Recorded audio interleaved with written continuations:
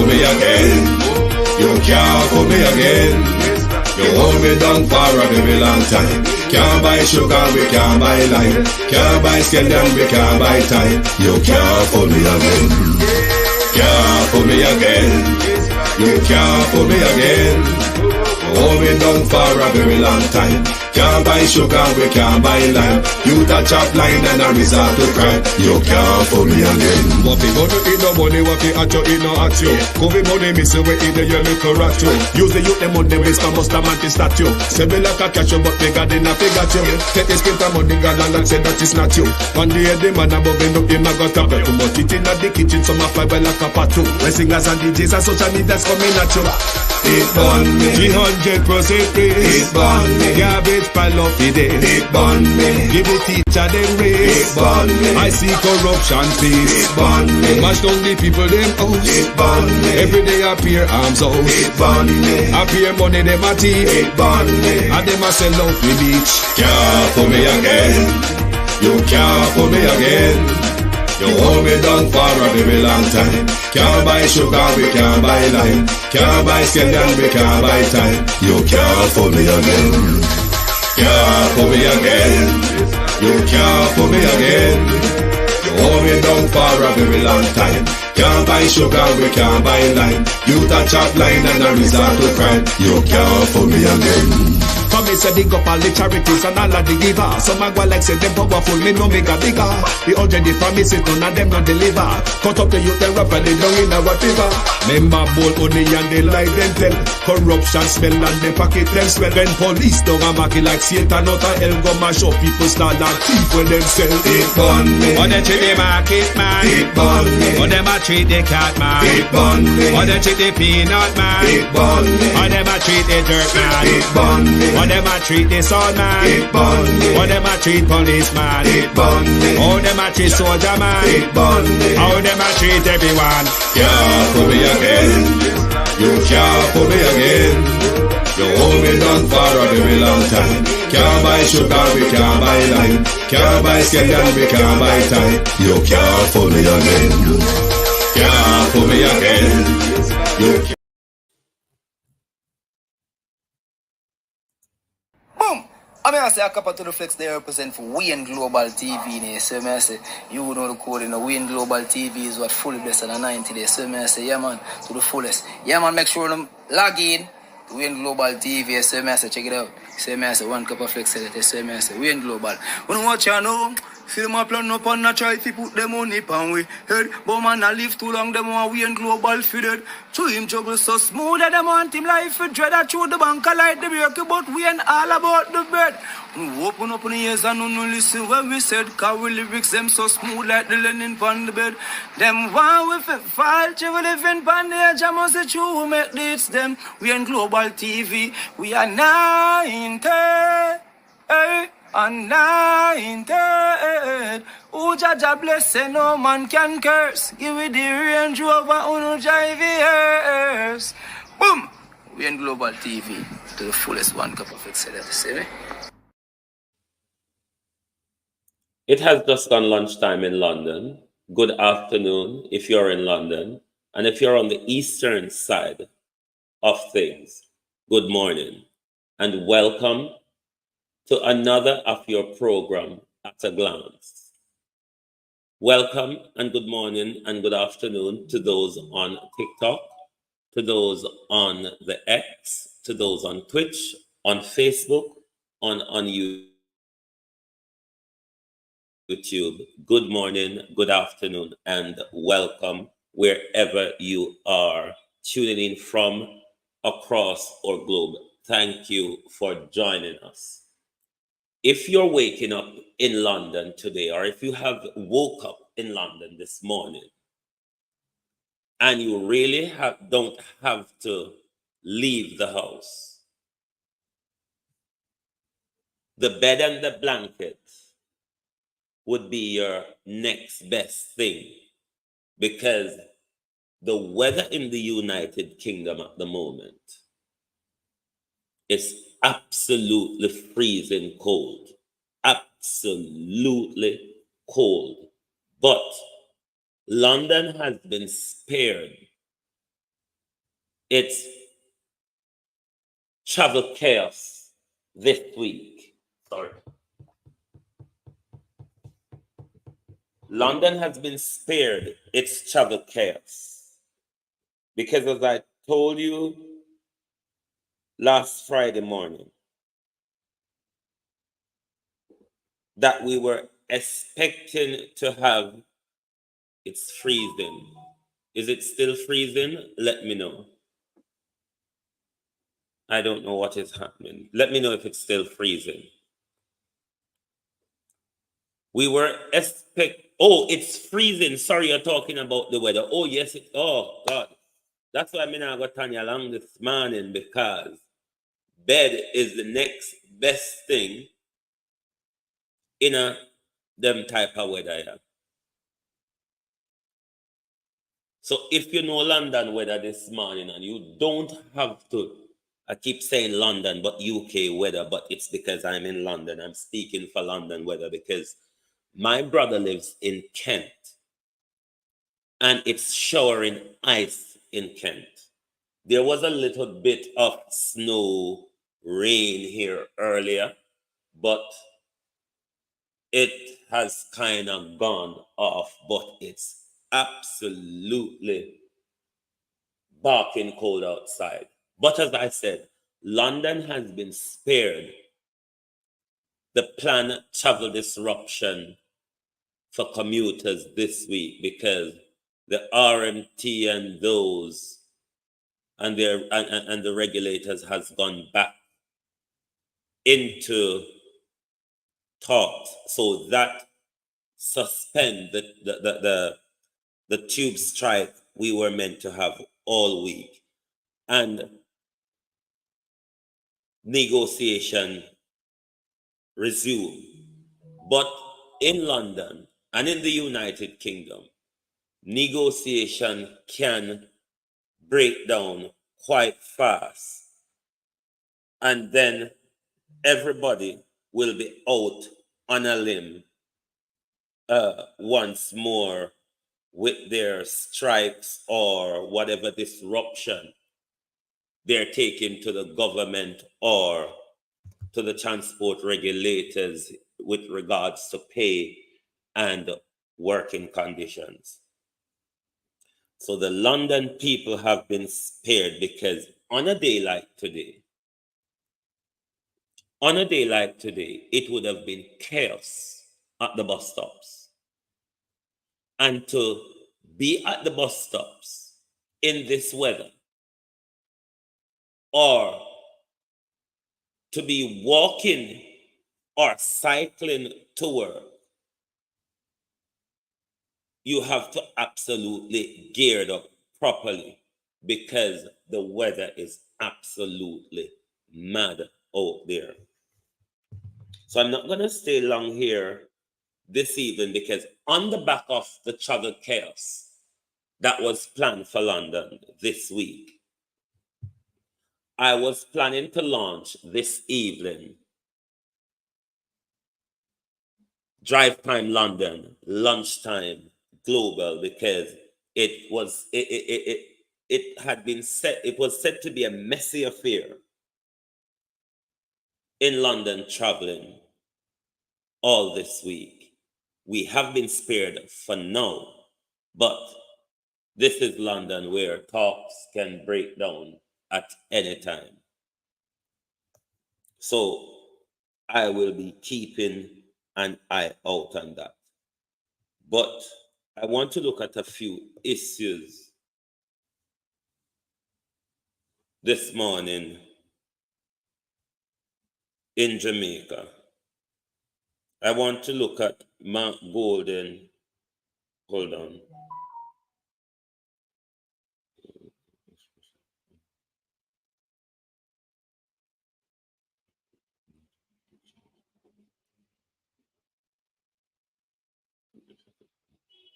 Right, the Gleaner just put this out 13 minutes ago.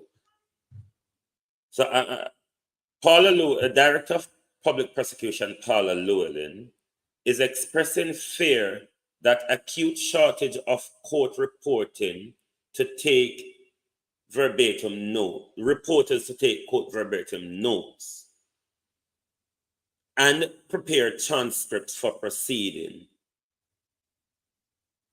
in circuit court is going to cause a negative and toxic effect on the administration of justice. This wasn't something I planned to talk about. It just popped up in front of me. But why is it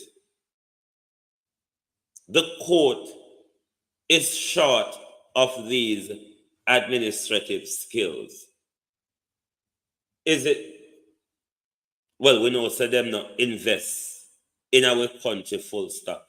Is it lack of investment at Ministry of Justice, but not even investment, lack of funding?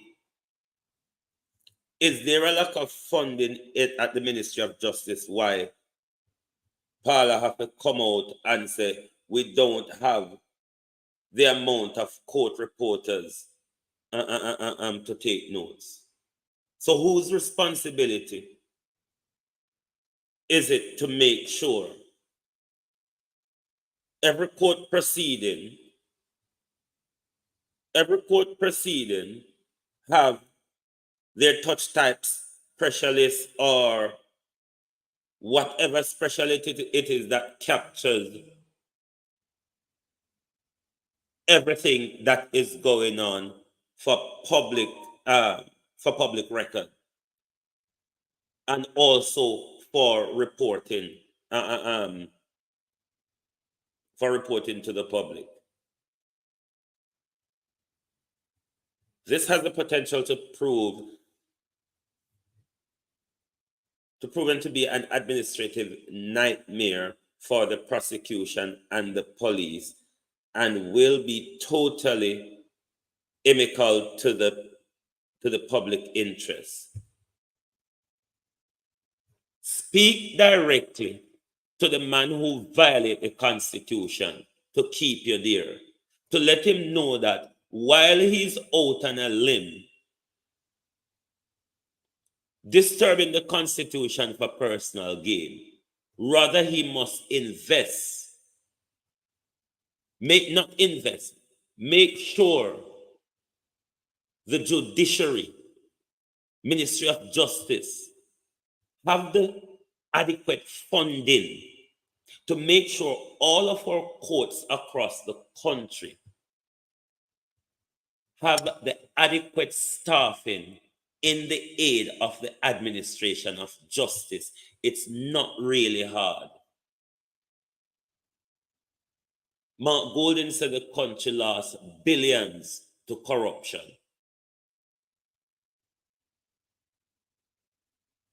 The government have a habit of pulling money out of the bag from here, there, and everywhere when it suits their agenda. They can just pluck money out of thin air. Why is the Justice Department so under-resourced that Paula Llewellyn is saying we don't have enough reporters to capture notes in verbatim? This have to be a lack of funding at the ministry, or a lack of care? Or is it that they're breaking down our justice system more? It is getting more corrupt because the actual information is not being captured. And information that's lost, you can't rely on it. Is this deliberate? Is this a deliberate ploy to sidetrack our justice system, to make sure people don't get justice because the information in our system is not being captured? He said, she said.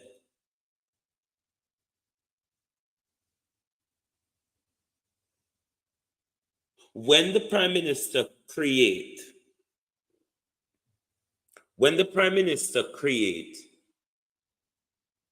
a double post a double cabinet position under the heading Ministry of Legal and Constitutional Affairs. That was a doubling up of Ministry of Justice portfolio.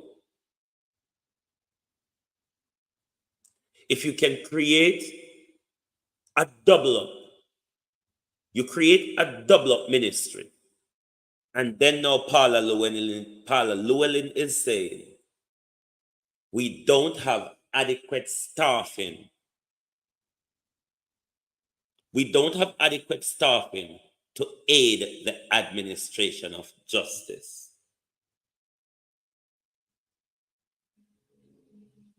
Is this deliberate by our government to run down or further dilapidated justice system?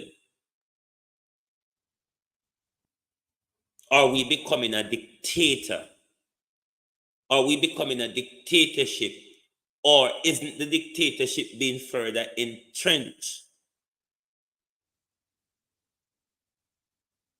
Where the administration of justice is not being adequately done. But more and more, this Labour government is taking us into chaos and disorder. More and more, this Labour government is taking us into chaos and disorder in Jamaica. This conservative government in Jamaica, because you need to understand, they are the conservatives. Just like how you say the conservative, they mash up everything in Britain. The Jamaica Labour Party is the Jamaica Conservative Party. And what they do is destroy people's life and economy. They only fend for themselves and their friends.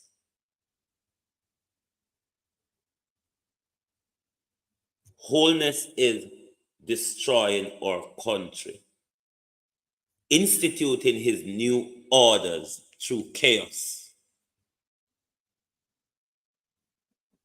This is why we can't have a crime plan. And if we can't have a crime plan with a dilapidated and deteriorating justice system, can you see the potential for crime escalating in Jamaica? Because people will resort to jungle justice because the justice system cannot adequately, nor does it, as Paula Llewellyn would be saying, has the resources to aid the administration of justice. What a calamity in an emerging superpower. An emerging superpower for what? For corruption, nepotism, cronyism, and blatant thuggery of our purse? Is that what it's about? It is time for us to wake up and take back our country. Otherwise, by the time we get around to it, they've sucked it all dry and run off with it. Like and share the live, please. Give us some like and share. But another thing I want to look at is Mr. Golden cabinet reshuffle. I'm not going to get into the personalities of the people because I don't know them. But on the division of the People's National Party,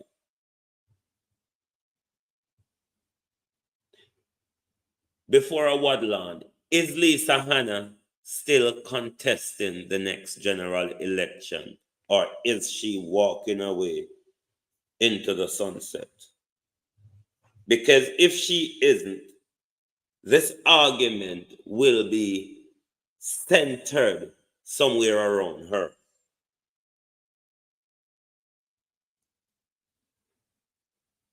In a cabinet, because politics is a game, and you literally need to understand it like that.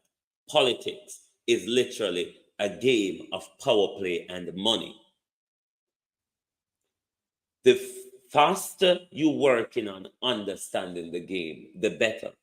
Because the old African saying is that when the fool learn the game is over. For the game to be over for crooked politicians, we have to learn the game of politics, power play, and money. Until we learn that, we will always be the pawn in the game that all of them play. There is a game in politics, Mr. Golden, when choosing your cabinet. The old saying, keep your friends close, but your enemies closer. Politics plays that game.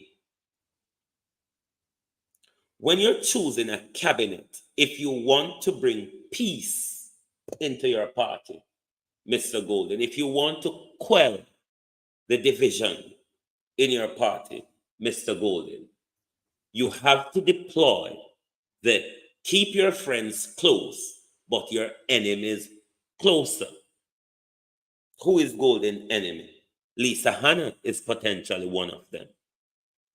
There has been a continuous squabble from the leadership up to now as to who is the more popular leader, who should be the leader, or which populace would make it to a general election, or which populace in the PNP would rub up against Holness and expose him and push him out. If Lisa Hanna is staying, Mark Golden, even though I think, and many of us thought, Lisa Hanna double-crossed you in the 300% pay rise and spoke more leniently with the Prime Minister then. If she's an enemy in the camp, Mr. Golden, she ought to be drawn much closer. Why does this happen in a cabinet? You do not choose cabinet based on the expertise of the people. I see Golden make some move which suggests that, like where he puts Damien, where he put Alfred Dawes, where he put people who within that academic area he would have sought to have put them closer aligned to their academic understanding. He would more align them in a ministry to that. Not with all, but a few. But the keep your friend close but enemy closer tactic here, Mr. Golden, is that one, your friends are there to support your legislative agenda. And two, Mr. Golden, you draw your enemy closer to quell any form of rebellion, any form of backbench rebellion, any form of leaks or briefings or whatever.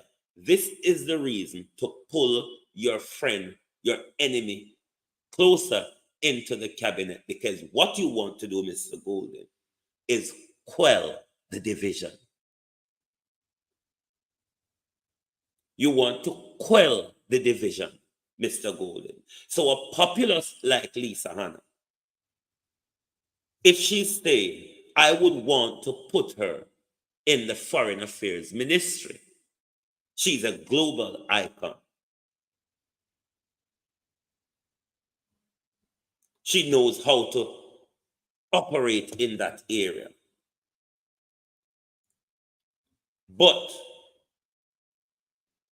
if you want to quell the division, you have to, in your cabinet, have a mixture of your enemy and your friends. It's just simple how the game of politics works. And I keep referring to it, the game of politics, because it's literally is that. It is nothing more than a game of power play and money. Who plays it best comes out on top. So getting to understand this game of politics and power play is how you will defeat those who wish to control us and use us for their economic gain and advantage continuously.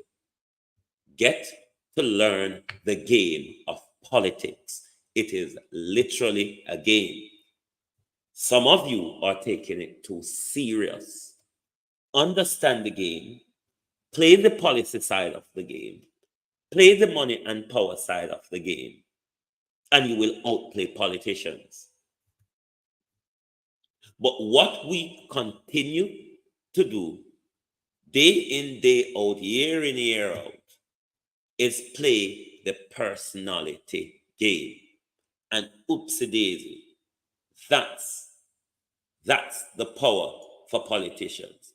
Because when you're playing the personality game, they already know that you're a poor, bewildered soul who are just looking for someone to admire. You're not really looking for somebody who is interested in building your society, in building jobs,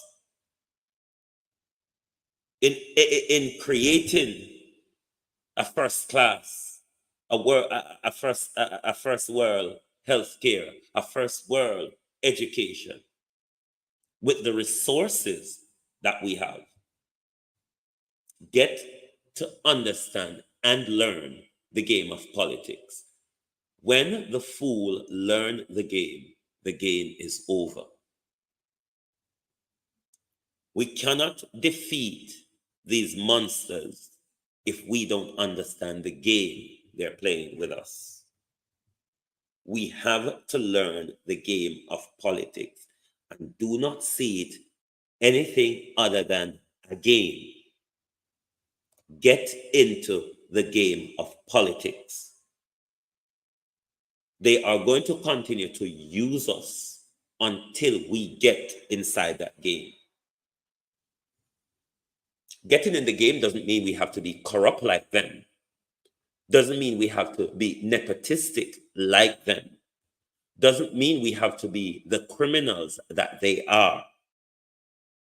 What we need to do is understand the game for our advancement as a people. Not for our personal advancement. Because when it's about our personal advancement, one pop up here, one pop up there, but the nation together doesn't strive. Because ever so often, one of us might break through the glass ceiling.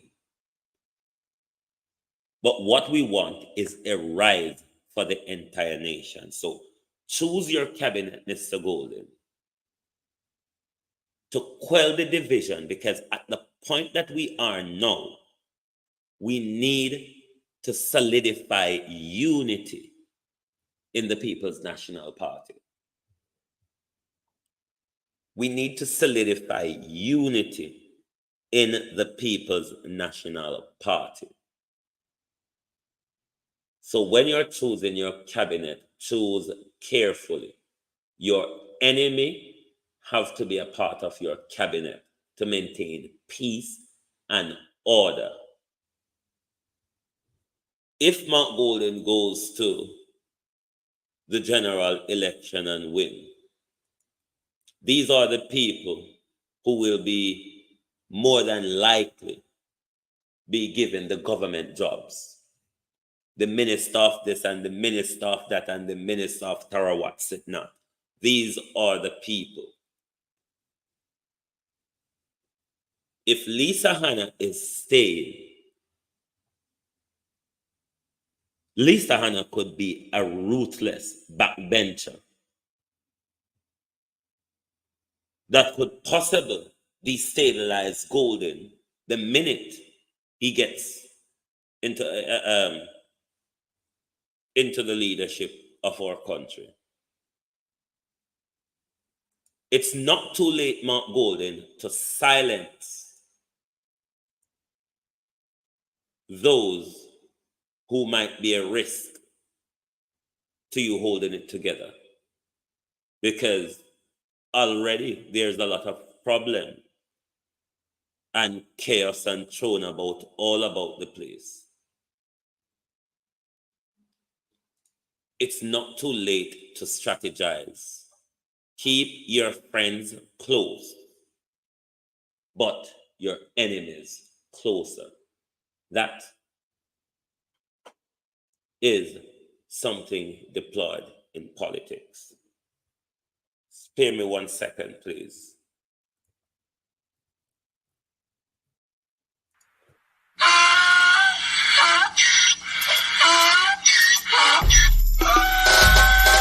Can't fool me again.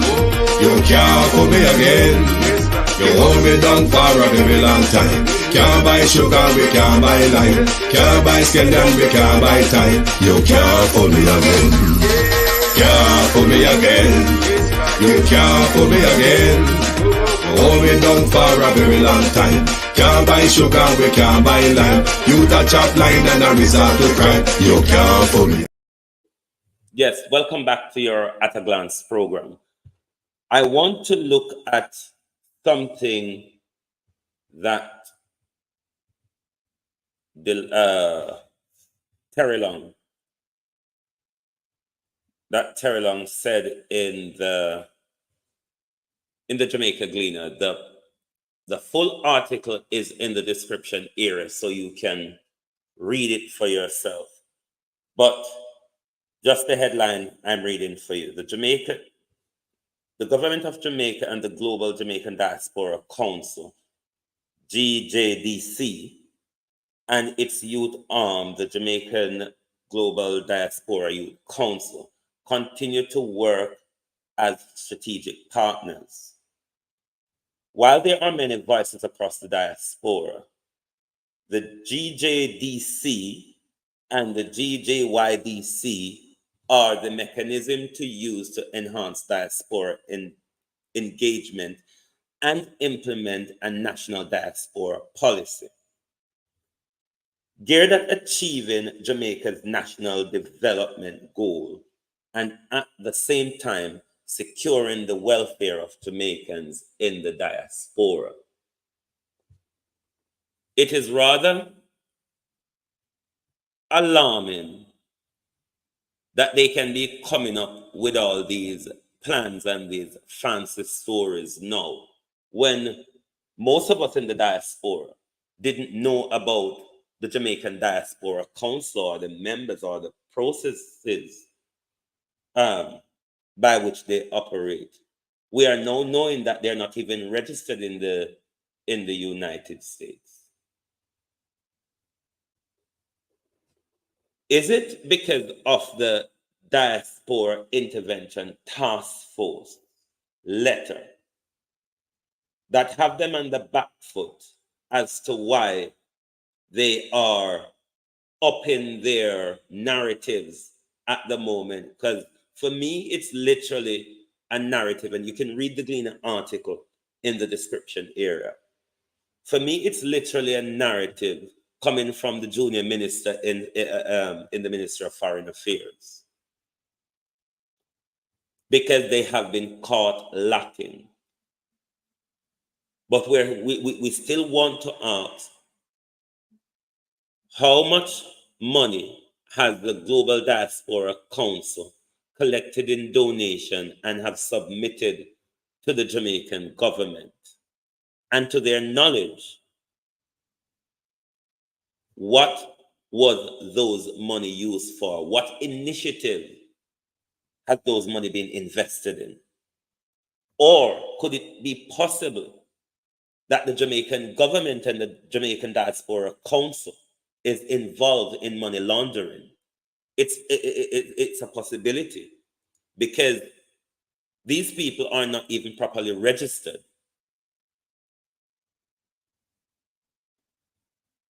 So it is something that we need to keep an eye out. But Mr. Rattigan and the others from the Diaspora Task Force, I'm sure, will want to dig into whatever Orlando Terry Long is talking about, because Orlando, on paper as well, is chair in the whole Jamaican Diaspora Council thing, that they are representing us across the globe. But before the diaspora intervention letter, as Jamaican callers call it, the love letter, we knew nothing much about them globally. So what we will not allow them to do is to fill us with narratives without substance. And I'm going to have a quick ramble on the final topic I want to look at, because I'm going to have to prepare for my evening program as well, because I'm launching this evening Drive Time London, Lunchtime Global at 6 p.m. UK time. That would be, for you in the Eastern block of things, it would be 1 p.m. your time. But I want to look at an essay, and I'm not going to read the whole essay for you. My purpose of putting the information in the description is that you read and understand for yourself. I have brought this to your attention. It is your duty to read and understand it for yourself. It is by way of which they hide things from us. They put it where they know we don't go, and a lot of us don't like to read. So I'm going to have it there for you to have a read of it. Just give me a jiffy. I'll just read the headline for you. Climate change has become one of the pressing challenges of our time, with its consequences felt around the world. One such consequence is its impact on food security, particularly in vulnerable regions such as Jamaica. As temperature rises, extreme weather conditions become more frequent. And as sea level continue to rise, the agriculture sector in Jamaica is facing significant challenges that threatens our food security and production. If you read further into the essay, I think it's brilliantly written. It's written by two students of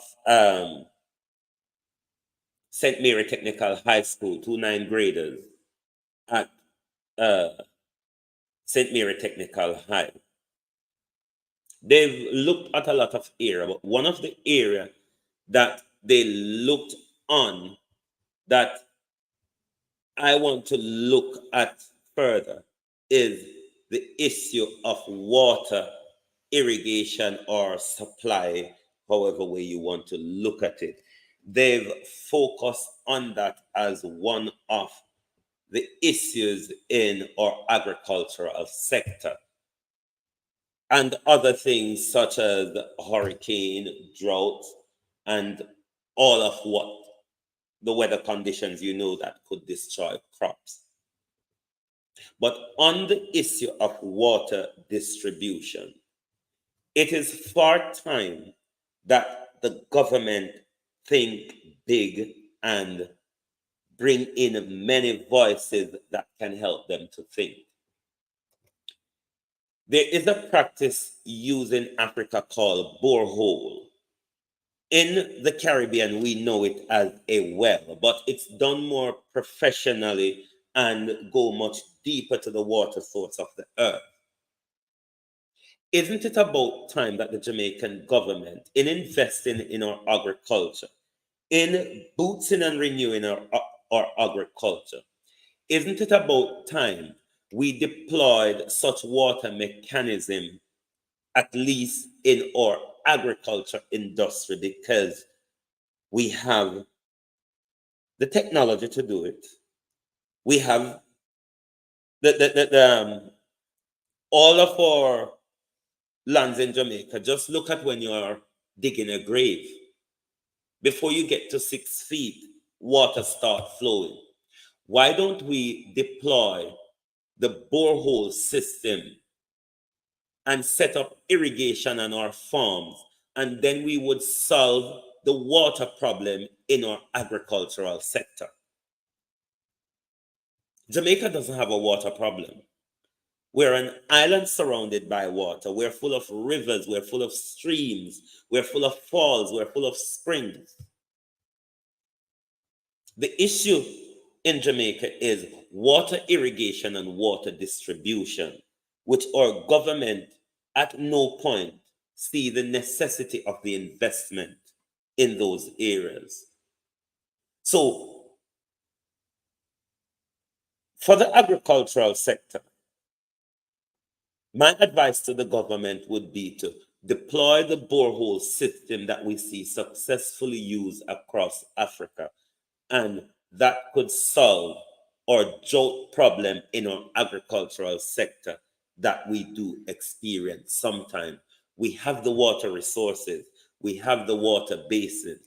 It is time for government to invest and tap into them in the development of what they call an emerging superpower.